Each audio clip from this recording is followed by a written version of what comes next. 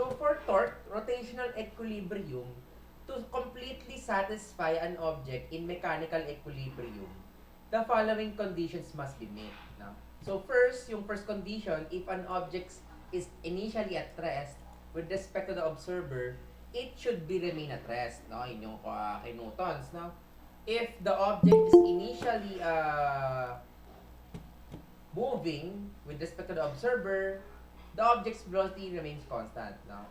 Such an object is said to be equilibrium. Ito yung ginagawa natin, ano? The summation of force of acting on the x-axis must be equal to 0, and the summation of force of y must be equal to 0. Ano ba yung ibig sabihin ko dyan? Na pagpasensyahan kung paint ang aking gamit, no? Ito yung x and y component natin. Yung isang bagay, hindi aangat, hindi bababa, no? For example, itong bagay na to, ano? Yan, yan. For example, table, yan. Hindi siya aangat, hindi siya bababa, hindi siya kakaliwa, hindi siya kakanan. Yun yung first condition of equilibrium, no? Kumbaga, the summation force of x and y must be equal to 0. In reality, dapat meron pa tong the summation force of z, no, z-axis must be equal to 0 yan. No? So, second condition, yung torque or rotational equilibrium. If an object is in rotational equilibrium, the net torque acting on it about any axis must be equal to 0. No? Second condition of equilibrium. The summation of torque must be equal to 0. No? Ano ba ibig sabihin nun? No? Kung yung condition 1, hindi tataas, hindi bababa, hindi kakaliwa, hindi kakanan. No? Okay? Teka. Hindi nyo kita ata yung full screen ko. Yan. Okay. Again, yung first condition, hindi tataas, hindi bababa, hindi kakaliwa, hindi kakanan. Dapat naka-stay put siya. So you can tell that it is in equilibrium. Yung second condition of equilibrium, hindi dapat siya iikot pa kaliwa, hindi dapat siya iikot pa kanan. No? Ano ibig sabihin ko doon? Parang ganito. No? Parang, pwede bang mag-turn dito? Hindi dapat umikot pa ganyan. Ito. Yan, hindi dapat umikot pa ganyan, hindi dapat umikot pa ganito, or pa ganyan, no? Hindi dapat siya umiikot, no? Yung first condition, hindi taas baba, kaliwa kanan, first condition yon. Second condition, hindi dapat siya umiikot, no? So in this case, no? So in this case, ayun yung the summation of torque acting on that must be equal to 0.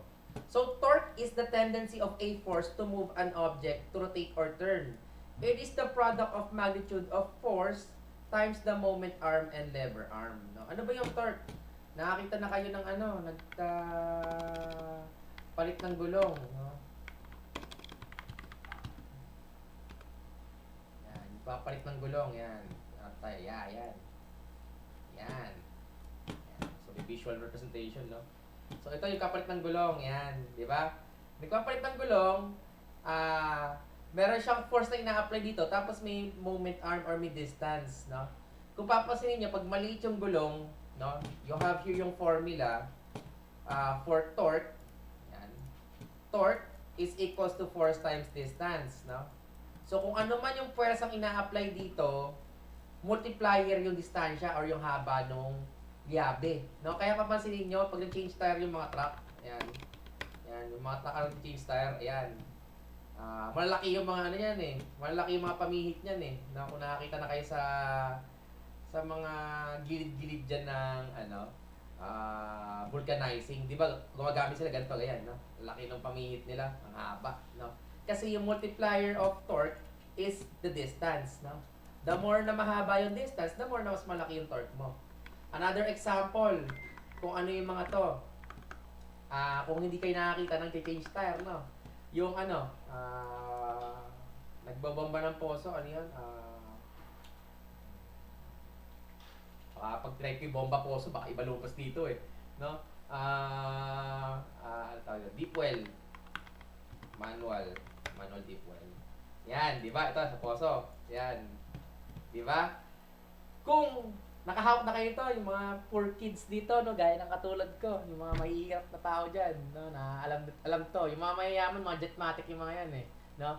Kung kayo gagamit ng poso na ganito, pag hinawa kayo dito sa part na to, medyo mahirap siyang ibomba. Kasi yung force times distance, maliit from the distance point or the application of force.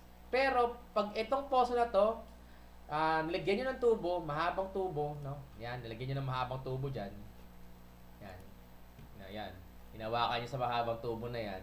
Yan. Mas madali siyang bombahin, di ba? Mas madali siyang i-up and down, mas madali siyang bomba. Ito kasi mayayaman, naka-jetmatic, no? Yan. So, yun. That's the torque, no? Yun yung ibig sabihin ni torque. Torque is force times distance. Ang unit ni torque, that is in Newton meter, no? O, kung again, hindi pa kayo nakakita na nagto-torque, no? Or rather, hindi pa kayo nakakita ng example of torque. Yung liabe, or yung pamihet. Yan, for example, pamihet. Yan. Torque wrench.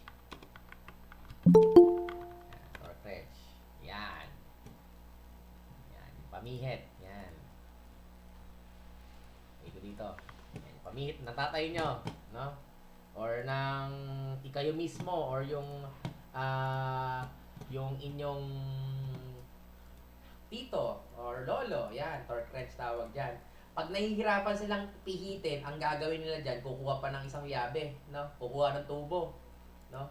Kukuha sila ng pampahaba ng tubo na yan, lalagyan ng tubong ganito, tapos dito pipihitin. Kasi yung distance from the application of force up until dun sa distance dito, yung application of torque, no?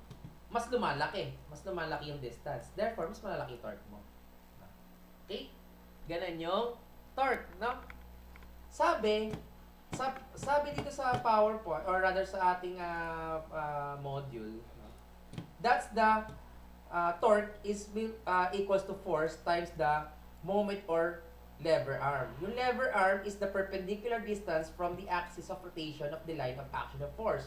So therefore, yung moment arm, ito dapat ay perpendicular, no? Not necessarily yung haba ng tubo at tubo or ng liabe. Ano yung ibig sabihin ko dito, no? Kung ito yung force na ina-apply ko, ito yung force ko diyan, no? Yan. Ito yung magiging aking distance, no? Ito yung aking magiging moment arm, no? Iyan ay dapat perpendicular. Ibig sabihin, they should create 90 degrees of their distances, no? Kumbaga, dapat always 90 yan, no? Para makuha mo yung torque, no? Ang condition niya is dapat yung force is perpendicular to the moment arm or yung distance, no? Okay? Lagi siya 90, no? So in this case, pwede mo sabihin yung distance of the moment arm, yung haba ng yabe mo, no? Pero hindi laging ganon, no? For example, naglagay ka ng ganito tubo na yan, yabe pa rin, no? Saan ba yabe ko na yan? Yan pa rin. Yan pa rin siya. Eh, deep socket yung ginawa mo, no? Kumbaga, kailangan mo ng extension, nakaganyan, no? Kumbaga, meron siyang attachment, no? Ayan, ganyan siya, no? Kung papansinin nyo, ito yung point of application of force. Ito naman yung point of application of torque. Yung moment arm na tinutukoy dyan, hindi na ito, no? Yung kaninang yan, hindi na yan, mali yan. Ito siya from this point up until this point. So therefore, ito yung magiging moment arm niya, no? Ito yung magiging distance natin. Yung application of force always pa rin perpendicular to that, no? Okay? Again, sinasabi ko lang dito, hindi porket given yung haba ng yabe or ng pamihit or ng isang bagay, siya na yung moment arm, no? Yun yung dapat ang condition ng moment arm from the pivot point or kung saan umiikot or ina-apply yung torque, ina-apply yung pihit over doon sa ina-apply ng puwersa. Kung nasan yung kamay mo, yun yung force, no? Ito yung F. So therefore, yung torque dito, that will be the distance times yung F na to. Okay? To get that minsan, or lagi, kunyari given to, 5 to, ito ay 2, ayan, Pythagorean nyo para makuha to. Mga ganong concept or ideas, no? Okay? That is torque, no? Yan ang pa-layman's term natin for torque, no? Torque is positive if the force tends to rotate an object counterclockwise and negative if it tends to rotate clockwise rotation. Ano ba ibig sabihin yan, mga idol? No? Tayo dito ulit. No? Lakihan ko lang yung aking drawing area. Yan. Okay. So, meron tayong x and y component, di ba? Meron tayong x axis, in this case, y axis to. Ito yung x, no? Pag bibilang ako ng 90 degrees or positive 90 degrees, di ba pagmula dito?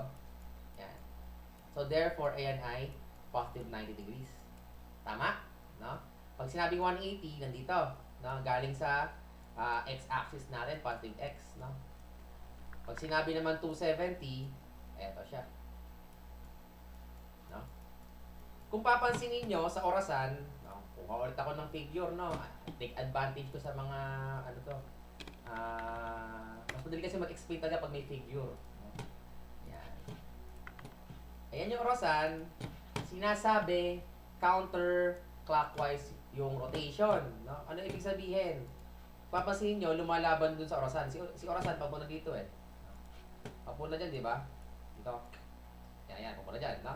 Yan. So, therefore, ganito yung spinning rotation ng orasan. Pag ganyan yung orasan. Kung papansin nyo yung rotation na to, counterclockwise, pabaliktad, no? Kumbaga, papunta dito. No? So, therefore, pag counterclockwise, that is positive. Pag naman negative, pag sinabi nyo negative 30, from this point up to this point, meron tayong negative 30. Di ba? Diyan mag-drawing yung negative 30. Kung papansin niyo yung pag-drawing ko, the way of drawing negative 30, from this point up to this point. No? Therefore, it is in clockwise rotation. Kasunod ng orasan. So, therefore, pag clockwise rotation, it should be negative. Okay? Parang ano yan? Parang sa pagpihit ng pagpihit ng hindi ng tawag ito? Screwdriver, no? Pag plus, pag righty-tighty, papunta dito, mahigpit yan. Pag pa naman paganto, yan, paluwag, no? Pahigpit, paluwag, no? Yan. So, therefore, regardless, no? Mahirap ipakita ng 2D. Clockwise, positive, counterclockwise, positive, clockwise is negative, no? Tingnan nyo, or imagine nyo lagi yung orasan. Or eto, no? Okay? That is the torque, no? Again, si torque, wala siyang pakialam sa x and y component, no? So first, no, that ito yung problem natin, no? Yan. Find the torque produced by a 300 Newton force applied at an angle of 60 degrees to the door, no? So ito yung ating pinto, no? Yan. Yan, top view yan, kumbaga mga idol, no? Gamit ako ng tawag ito? Para ma-view natin maayos. Photoshop. Gamit ako Photoshop. Wait lang. Wait lang natin mag-open ang aking Photoshop. Yan.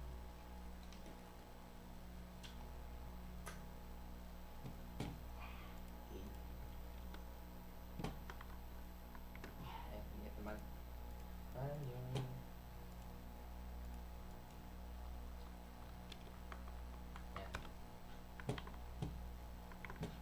Yung nakakayuting na.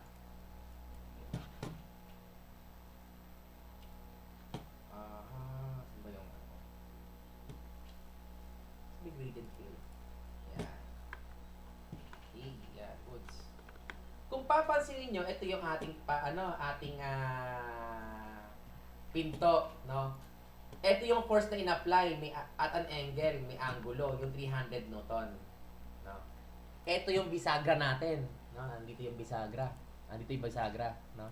Yung bisagra, yung pivot point or pivot point, no? I don't know the proper pronunciation. Pag US ata pivot, pagka UK pivot, no? So pivot na lang siguro na pivot point, no? So kung papansinin nyo, ito yung 300 Newton natin, meron siyang Y component at X component pa rin, di ba? No? Now, try ko tanggalin si Y component, no? Tingnan natin kung ano mangyayari. Yan. Tanggalin ko si Y component. Yan. Yan lang. Pansinin nyo, kung ito ay pinto, kung a-applyan ko ng force dito yan, ayan, ito mismo, Yan. Yan. Eto. Hindi siya magmo-move. Hindi siya magmo-move dito. No? Yan. Hindi dapat mag-move dito. Bakit? Kasi masisira sa bisagra. Mapuputol. Ayan, napuputol siya, di ba? So, therefore, hindi siya iikot. Kahit gaano kalaki yung X component mo or kahit gaano ka negative. Hindi mo maibabaon dun sa pader. No? So, therefore, ang active components niya is yung Y component. No? Eto, yung Y component. Try natin tanggalin sa X component ngayon. No? Yan. Tanggalin ko sa X component. Yan. Delete natin. Yan. Pansinin nyo si Y component, perpendicular dito sa pinto. No? If I were to try to manipulate this, no? Ito yung ating bisagra. No? Kung yung Y yung sundan ko, magmo-move yung ating pinto. Magbubukas sara. Diba? Therefore, yung active component ng force na in-apply natin is si Y lang, no? Yan, no? 'Di ba? Ito lang yung Y. Yan lang yung gagalaw sa kanya. Yung X, kahit anong hatak mo sa pinto na yan, masisira mo sa bisagra, no? So, therefore, si active component is si Y axis lang, no? Okay? Pero hindi laging ganun, ha? Hindi laging Y component lang ang i-consider natin. Hindi ko sinasabi na porket Y lang yung active dito ay Y na lagi. Ano yung ibig sabihin ko? May mga problems na ang given ay nakatayo naman yung pinto. No? Paano pag nakatayo yung pinto na to? No? For example, ito. Tinayo natin yung pinto na yan. Oh. Ayan, tayo na yung pinto na yan. Ano yun yung active component niya? Kahit anong taas baba mo sa Y niyan, or kahit anong hatak mo dito yan, no? Ganyan mo dyan. Kahit anong ganyan mo dito,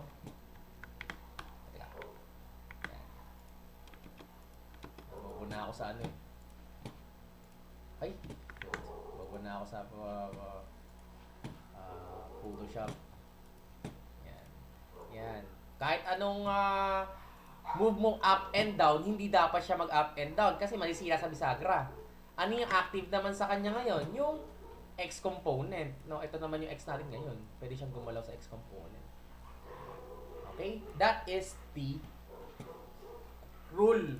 Kaya nga dito, kung papansinin nyo, nasa may f of x that is cosine of 60. No? Bakit cosine? Katabi ng 60 degrees. No? So, kung lalabas dyan, that is, itong ating calculator, check natin, 300 cosine of 60 degrees. O, lalabas din 150. No? Pero yung 150, pansinin nyo, hindi rin magagamit. The 150 Newton produces zero torque about an axis of rotation because the line along which force that passes through it is zero. Ibig sabihin, kapantay na itong pinto. No? So, therefore, ang ating effective component lang is si Y component. Gaya nga nung aking pinapakita sa dito. No? Gaya nung kanina sinasabi ko. Ito. Balik natin yan. Balik ka. Yan. Yan. Yung Y component lang yung active. Diba? Ayan. No? Okay? So, therefore, ang ating component is 260 Newton. No? 260 yung kanyang 300 sin 60. No? Let us double check. 300 sin of 60. Lalabas 260. No? But nimultiply sa 2. Kasi yung moment arm is 2 meters. No? Perpendicular to the y-axis. So, therefore, we have here 520 Newton meter of torque. Okay? So, next problem. No? Example 2.8.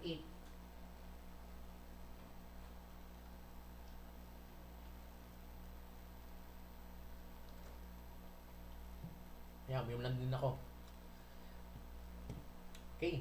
So, a uniform ladder weighing 100 Newton leans against a smooth vertical wall with its lower end resting on a rough floor. The ladder making an angle of 70 degrees with the horizontal.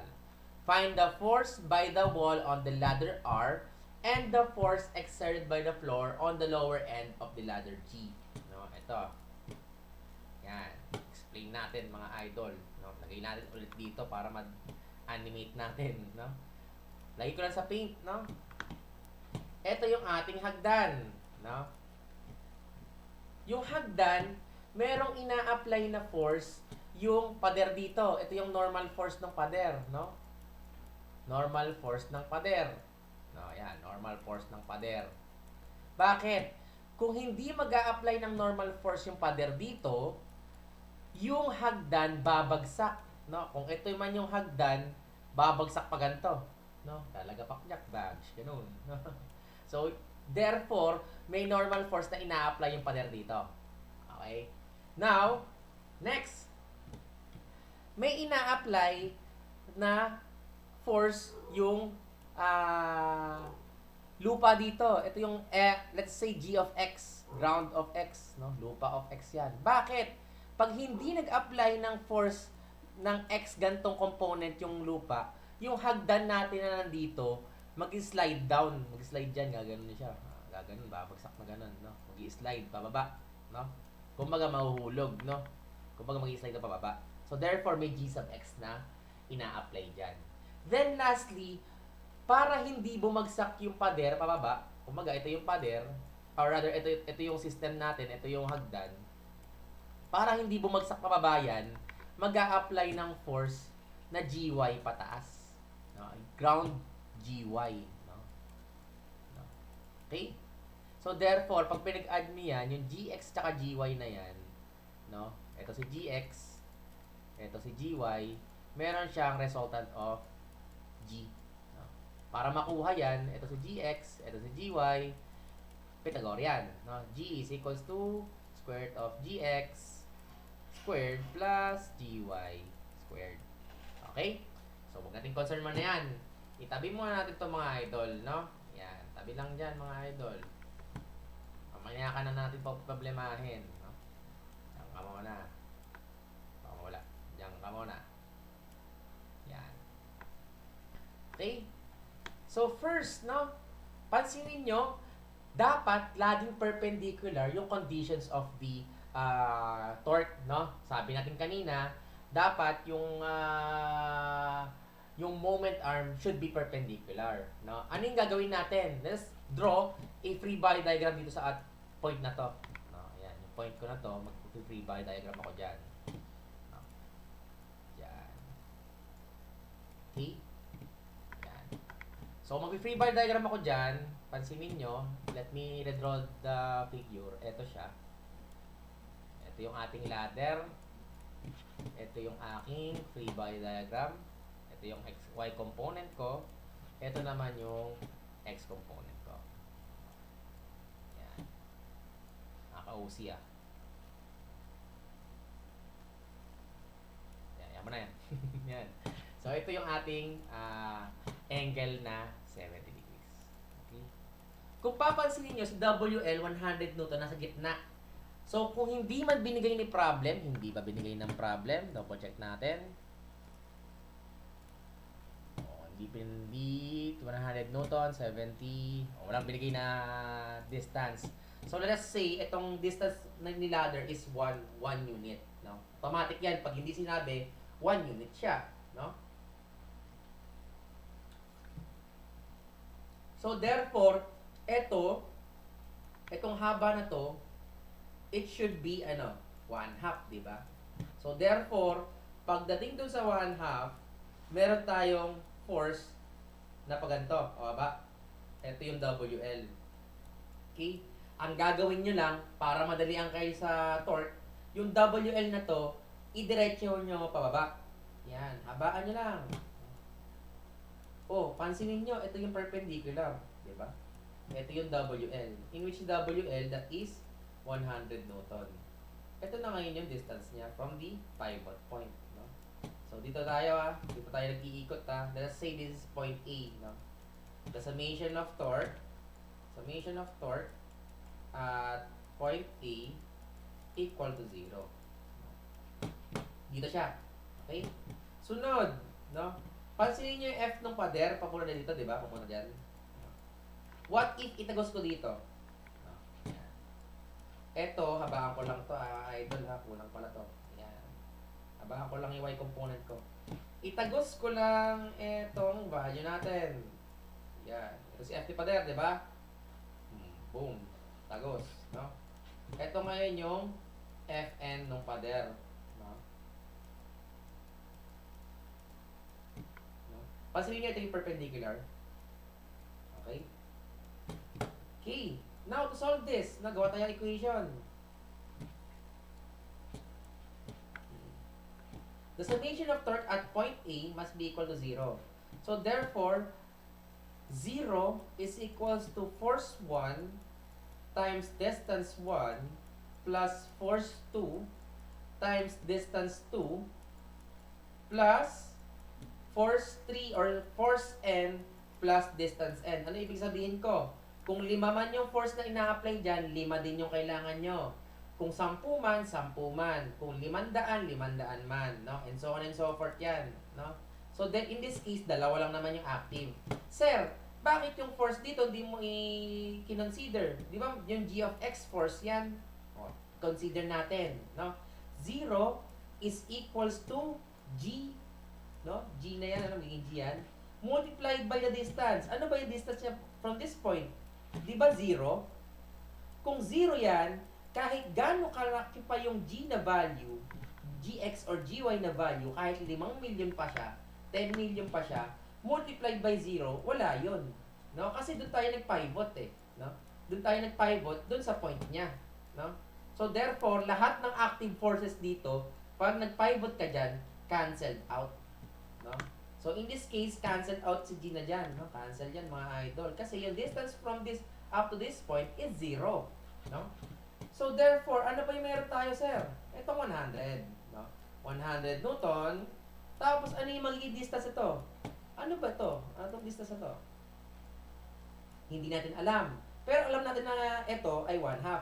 Kunin natin ito mga idol para malinawan kayo. No? Kunin natin ito yung maliit na triangle na ito. Yan. Ito lang muna pag-usapan natin. Ang kailangan ko is this distance, no? Para makuha yan, meron akong sine cosine, di ba? Sa cosine, that is cosine theta is equals to adjacent over the hypotenuse, di ba? Eh, di ba? Adjacent ito. Let's say ito yung distance 1 or distance 2. Therefore, para makuha si cosine 70 degrees, that will be equal to distance 2 over 1/2. Bakit 1/2? Kasi 1/2 yung hypotenuse ko.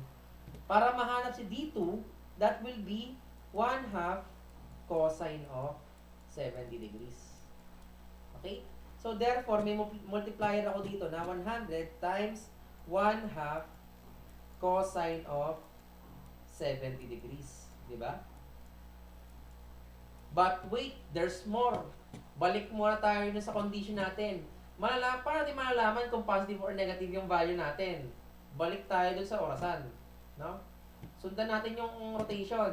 Gagawa ako ng pivot point. Dito ako mag-start. Up until dito, ito yung 1/2 cosine 70 degrees ko. Sundan ko yung 100 Newton. Pag sinundan ko yung 100, ano yung pag-ikot?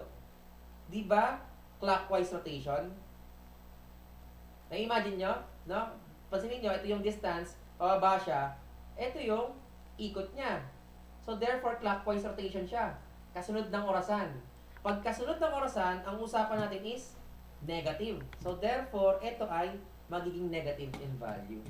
So therefore, negative 100 cosine, 1/2 cosine 7. Okay, malinaw to? Okay, ito pa lang yan ha, ito pa lang. Eh, ito pa, F ng pader. No? How to find the angle of this? Meron tayo 70 dito, ito ay 30, ito din niya ay 70 siguro, no? 70 din yan. Now, to find this, no? Papansinin niyo itong distance na to from this point up to this point, that is sine. Bakit sine? Katapat, no? So, therefore, we will have here sine 70 is equals to opposite. Let's say, ito yung D sub 3, opposite, D sub 3, over the hypotenuse of, ano ba yung hypotenuse? Yung 1. Diba? So, therefore, D3 is equal to sine 70. So, we will have here, F ni pader, multiplied by sine 1 sine 70. But wait, there's more. Ano yung kanyang value? Ako na kanyang sign? Positive or negative? Gawa ulit ako ng distance. Sundan ko ulit yung force. Ano yung ikot niya? That is counterclockwise, di ba? Ibig sabihin, kalaban yung orasan. Pag kalaban yung orasan, that is positive. So we will have here plus F pader sine 70. Okay? Now, to find yung F ng pader, we have here one equation, one unknown. 0 is equals to negative 100, 1 half cosine of 70 plus F ni pader. Yan, rewrite ko lang, no? Kasi para mawala to. Multiplied by sine 70. Pasensya na, mouse gamit ko, no?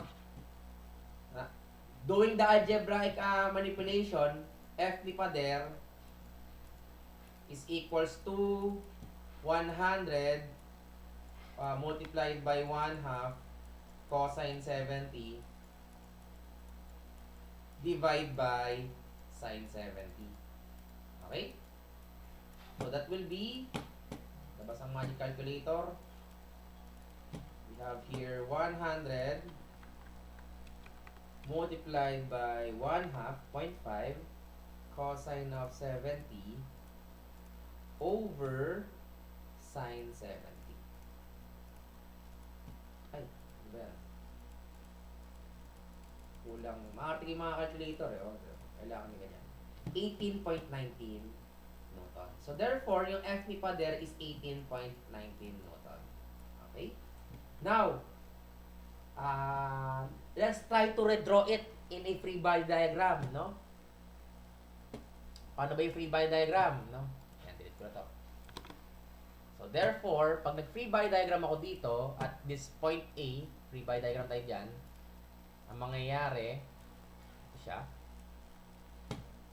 Ito yung force, yung WL, yung 100. Okay, scroll ko ako ng scroll, may hilo kayo. Taas ko lang konti. Yan. Yan. Meron tayong 100 Newton dito. Meron tayong ina-apply na force dito ni W ni pader. That is yung 18.19. No? Kung papansinin nyo, 100 Newton, 18.19, ito yung F ni pader, pa-negative x-axis. Pansinin nyo sa GX. Di ba nandito siya? So therefore, si G sub x, that is equals ni F ni pader. No? Bakit? The summation of forces acting on the x-axis must be equal to 0. So we have here 0 is equals to Gx minus F ng pader. So therefore, F ng pader is equals to Gx. No? So in this case, 18.19 din yung ating G sub x. 18.19 din. Tapos si G sub y, ano ba si G sub y? Kung 100 Newton yung binubuhat nito, ito yung FW natin, ito yung WL, weight ng ladder. Kung yung binubuhat niya, ito yung si G sub y, yung binubuhat ng lapag. That should be 100 Newton din. No? So therefore, Gy and Gx, meron tayong 100 dito. Okay? Now to find G, paano makukuha yung G value? Balikan natin yung tinago ko dito kanina. No? Yan. Ito. So we will have here 18.19 squared plus 100 squared. Lalabas ngayon yung G or yung na-exert na force ni ground. No? So therefore, we have your square root ng 18.19 squared plus 100 squared. 101.64 Newton. Okay? Tingnan natin. So you have here 101.64. No? Tapos 1820.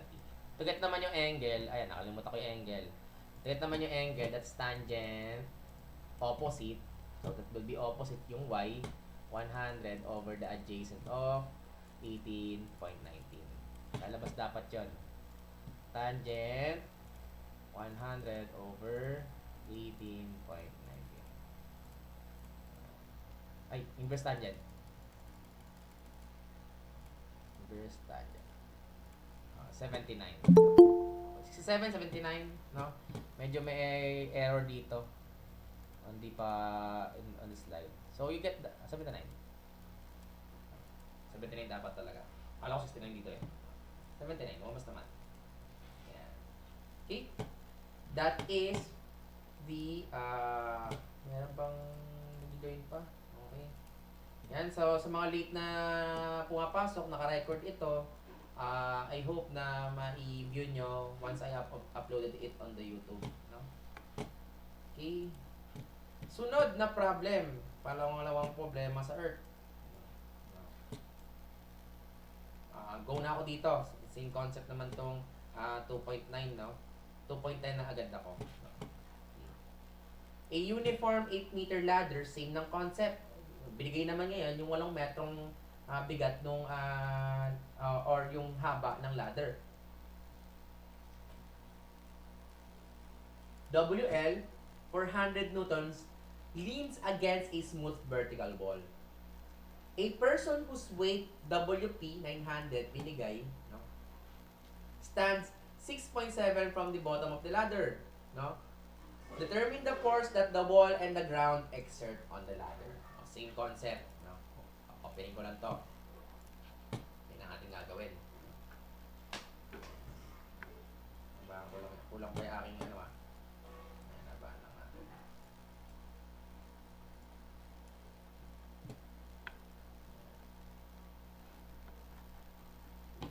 Yan. Okay? Hinahanap yung ina-exert pa rin ng hagdan, ito, no? Ito ina-exert ng wall, force ng pader, no? Notation ko lang yung pader, no? Ito pa rin yung hinahanap niyan. Tapos ina-exert yung ground. No? In which yung ground, same ng concept, meron tayong G of X tsaka G of Y. Okay? So first, mag free body diagram muna dito, no? Free body diagram naman natin. The summation of torque acting on the X and Y is 0. Drawing ko lang ulit.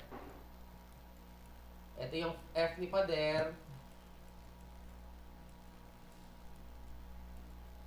Ito yung G of X. Ito naman yung G of Y. Ito naman yung force due to weight. Yung force due to weight, ito plus ito. No? Yung bigat nila parehas. So therefore, yan ay magiging 400 plus 900. That will be 1,300.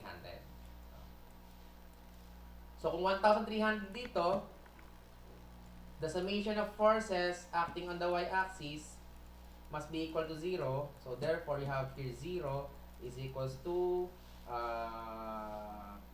negative FW plus GY. So therefore, si GY is equals to 1,300 Newton. So kuha natin agad si GY, no? That is 1,300 Newton, guys. Problema natin si GX tsaka si F ni pader. Okay? Now, gawin natin yung analysis natin kanina. No? Ito yung aking haba. Yan. Ito yung haba ng aking hagdan. Teka, lagyan ko muna to. Yan. Baba ko lang to.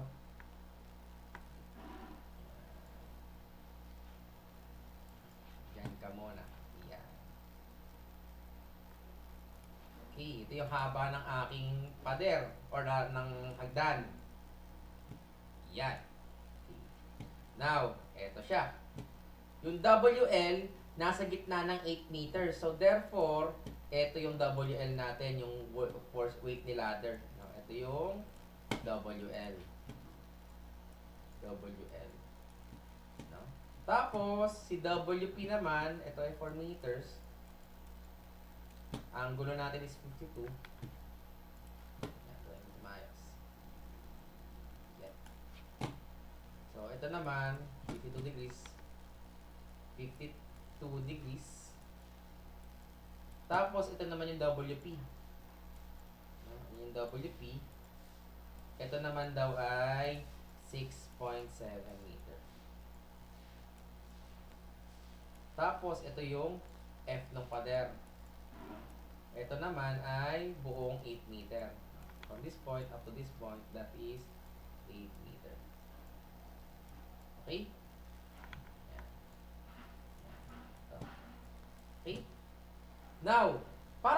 sumunod yan, kailangan lang natin itagos ulit yung mga values ko. Itagos lang natin sa x na y component. Gagawa ako ng x1 component ulit. Same na lang din siguro ng proseso, no? Dito ulit ako pa-pivot point. No? Dito again. So kung dyan ako pa-pivot point, gagawa ako ng x and y component dito. Yan. Gagawa ako ng isang mahabang y. Isang mahabang y. Tsaka isang mahabang x component. Okay? Tagos ko lang ulit sa WL, WP. No? Pag tinagos ko yung mga yan, ito lang siya mga idol. Diyan. Tapos yan. Babagsak yan. Yan. Ito, tagos ko lang yan. Yan. Yan. Oops, di pantay. Yan. Yun, no? Ito namang FP pader, tagos ko lang din. Yan, diyan ko lang. Yan. No? Yan. Ito yung magiging force di pader ko. Okay? Kasi nyo, ito yung perpendicular, ito yung perpendicular, ito yung perpendicular. Okay? Let's say, ito yung distance 1, itong distance 1, ito yung distance 2, ito naman yung distance 3. Okay? So, first, no? The summation of torque at point A must be equal to 0. No? So first, ano ba yung consider natin? Para hindi magulo, drawing ko muna yung mga isa-isa, no? Kunin ko yung triangle na to. Kunin ko ito mga idol. Ito. Yan. This will be 4 meter, di ba? 4 meter to. Ito ngayon, si WL ko. Yan. Ito si WL ko, given yan na 300. Diba? 400. Sorry. 400. Yung distance na hinahanap ko is yung perpendicular distance. Ito mga idol. Ito. Yan. Ito siya. No? So, paano makakuha yan? Tingin nyo. Using sine and cosine. Then, ito yung 52 degrees. To get this one, that is cosine, no? So, therefore, distance 1, cosine of 52 degrees is equals to adjacent, si distance 1 to distance 1 over the hypotenuse of 4 meter. So, therefore, 4 cosine of 52 degrees is equals to distance 1. Etong haba na to, 4 cosine 52. So, therefore, 0 is equals to WL. Ano yung WL natin? 400 Newton. No? Multiplied by the distance, ito nga yun, no? Yung 4 cosine of 52 degrees. Okay? But wait, there's more. Ano ba siya? Positive or negative?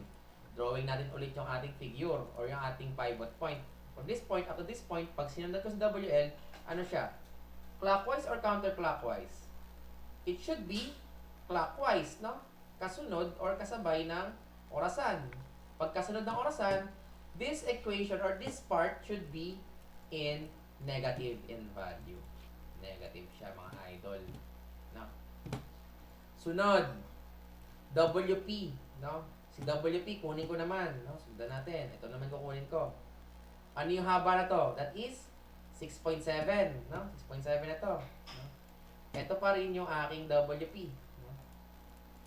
Ito yung aking WP. Yan, yan. Ang haba na yan. Yan. Ito yung aking WP. No? Tapos, yung dito na hinahanap ko is this one. From this point up to this point. Ito siya, mga idol. Ito. Highlight ko as orange. Yan, ito. Ito siya, mga lods, no? Kung yan yun, ito yung angle natin, same pa rin, that is 52, angle 52. No? Therefore, it should be cosine of 52. Still, cosine of 52 is equals to, in this case, d sub 2 na to, itong hypotenuse is 6.7. meters, di ba? So therefore, D2 over 6.7 meters. So therefore, 6.7 cosine of 52, that will be our distance number 2. So therefore, tinamaan ko ang equation ko. Angat ko lang. Yan.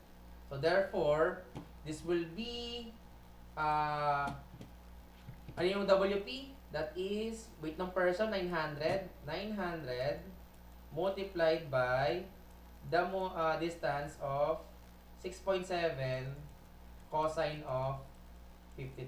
But wait, there's more. Ano yung sign niya? Pansinin mabuti, no? Sa ating figure, no?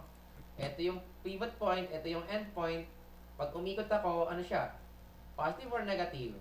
Should be negative. Bakit? Kasi kasunod niya yung orasan, clockwise rotation, di ba? So therefore, this should be negative. Okay? Negative yan. So lastly, ito naman yung ating i-consider na force ni Pader, no? Ito naman, ito yung kanyang force na ina-apply, no? Ito yung ating i-consider. It should be 8 meter. 8 meter to. No? 8 meter yan. Ang kailangan kong distance si D3, yung kanyang perpendicular distance from the pivot point. Ito mga idol. Ito siya, no? In this case, ito. Tapos, ito yung force ni Pader, no? Ito yung force ng Pader. Yan, nakataos na to. No, yan. Ito yung force ng Pader. Ito yung hinahanap ko. Given ito, 8 meter. No? Kung ito ay 52, ito ay 52 din. Diba? Alternating angles are congruent. So, kung 52 ito, kung papansin ninyo, this side should be in sine. Ibig sabihin, sine of 52 dito, 52, is equals to opposite, ito yung D3, D3, over the hypotenuse of 8 meter.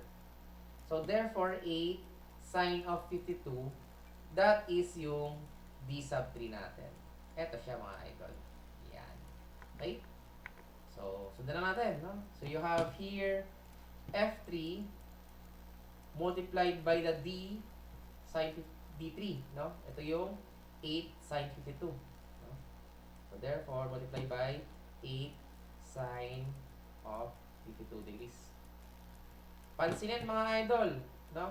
Ano ba to? But wait, there's more, no? There's more pa pala.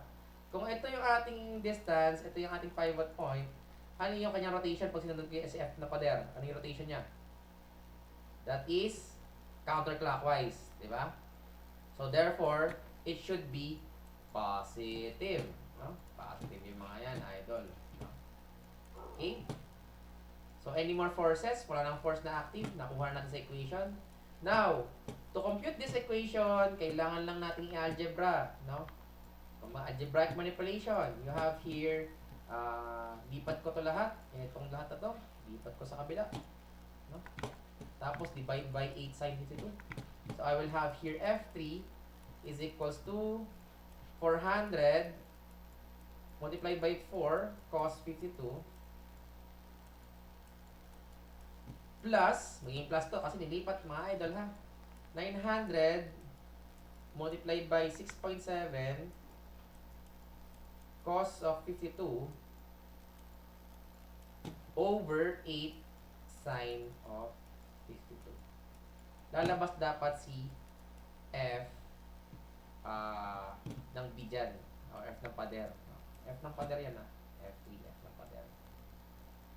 Yan. Lalabas dapat dyan. Okay, nailang natin sa calculator ko. We will have here 400. Pag ang calculator maselan, lagyan ng parentheses para hindi nalilito. 400 times 4 cosine of 52 plus 900 times 6.7 cosine of 52 degrees over 8 sine of 52 degrees. Okay, square dyan Okay. 745.15.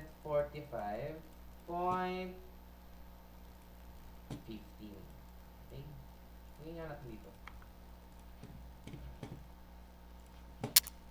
Ay! Klase pala yun.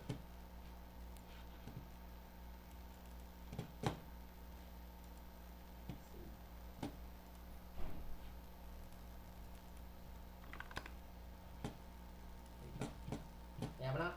745.15 mo to. 6.7 po. Kaya hindi ba ako na-input?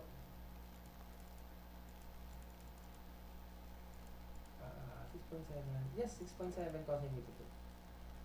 6.7 galing dito. Yan. Galing doon sa distance ng tao. Ito. Yan. Okay, 745.15 Newton. Should be equal to the again, equal dito sa free body diagram natin na F ng pader. Kung nakuha natin na ito na 6, nakuha natin ito na, ano ba ito? 745? 745, no? Kung nakuha natin 745 yan, ay, ano yan? Ay, kumara na nga ako na. Oh my goodness. Yan. 745, kung 745 yan, should be 745 dito. Si G sub X, F ni pader, 745. 745.15 Newton. Ito rin ay 745.15 Newton. Okay? Now, to get naman si GY, obvious naman, ano, kung 1.3 to, si GY is 1.3. No? Tapos, to get the total G, no? Same ulit na konsepto, yung kanina. Saan ba yun? Nabura na ba yun? Ito. Yan. Ito. Yan. Same ng concept dito. Yan. Forget the GY. The G value. Si GX natin, that is, in this case, is 745.15. 745.15 squared plus 1.3 squared. Lalabas si G value. So, G value is square root ng answer na to. Square. This is 745 nasa lab nito. Plus 1.3 square. Nalabas 1.498. Ito yung G natin. Papansinin natin. Tama ba? Parehas ba? Different application naman tong si 2.10, no? Different approach should be the same answer. Yan. 1838. No? Tapos pa rin siya. No? Si FB natin, no? 1103, 1838. Ay, hindi pala to. Ito pala. Ba? Ano ba yun? Ano po ito yan? Ito pala. 1498, 745. Yan.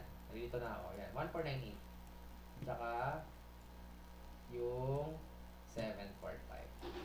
Yan. Same. Akala ko ito. Nakatapos ko lang kasi solve to kanina. Okay. Okay? Any questions regarding this problem number 2.10? Now, for 2.11, 2.12, meron akong recording nito. I'll be sending it kay Mayor nyo along with a practice problem. Okay? Yung practice problem, you will do it on your own. You will do it on your own time.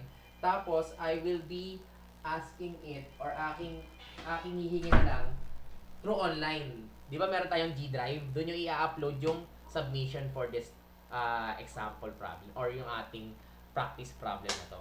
Hindi siya practice problem, recitation problem, no? This will be a graded problem. Okay? So, any questions regarding example 2.8 and 2.10? Tanong dito. Kasi yung practice problem natin, it will be regard or naka-angkla kay 2.10 tsaka kay sa 2.8, 2.10 tsaka 2.12. Okay? Any questions? Can you get a like kung malinaw lahat? Tanong? Kung meron mang hindi malinaw? Like? Wala ba? Or tulog na kayo? Ayan, may nag-heart. So, I am assuming na okay. Yan, I'm getting multiple hearts, no? Now, again, I'll be... Ay, teka lang. Hindi ko pa nasa stop,